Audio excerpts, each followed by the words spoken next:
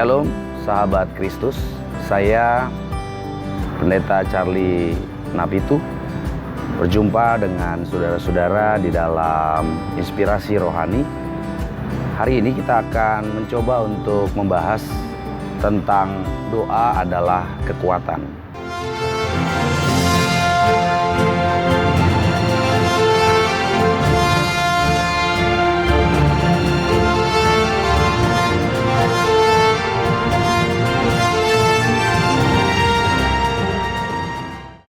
Firman Tuhan yang hari ini kita mau bacakan dari Matius 7 ayat yang ke-7 yang mengatakan, "Mintalah, maka akan diberikan kepadamu.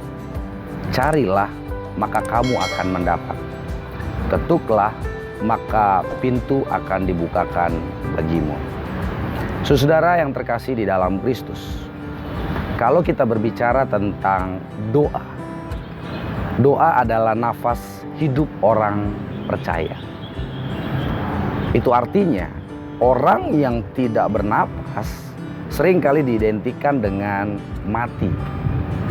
Artinya orang yang tidak rajin berdoa adalah orang yang mati rohaninya. Saudara, mungkin kita seringkali bertanya, "Pak Pendeta, Tuhan kan tahu apa yang kita butuhkan.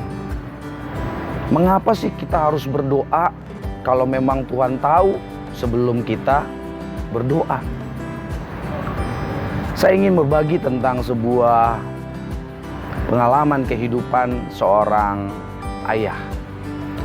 Ayahnya ini tahu bahwa anaknya itu ingin sepeda baru. Perhatikan dengan baik, ayahnya tahu bahwa anaknya ingin sepeda baru. Dan betul bahwa anaknya ingin sepeda baru. Nah, saudara-saudara, bisakah si ayah ini langsung memberikan sepeda itu kepada anaknya tanpa anaknya minta dulu kepada ayahnya? Anaknya nggak usah ngomong, tapi ayahnya langsung kasih sepeda barunya. Jawabannya bisa. Karena apa? Karena ayahnya tahu anaknya ingin sepeda baru. Nah, saudara-saudara, tapi kenapa ayahnya ini menunggu supaya anaknya berbicara terlebih dahulu? Anaknya meminta terlebih dahulu untuk mengatakan, "Ayah, aku ingin sepeda baru dong."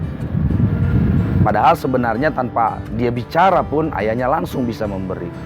Tetapi ada poin paling penting saudara-saudara dari bagian cerita ini.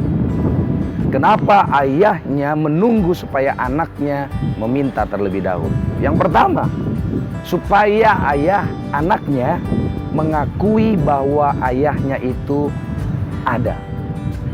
Tidak mungkin kalau ayahnya tidak ada dan dia bisa minta.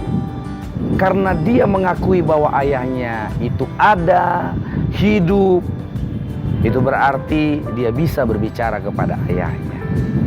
Jadi saudara-saudara, kenapa manusia harus berdoa kepada Tuhan? Yang pertama, supaya kita mengimani bahwa Tuhan itu ada.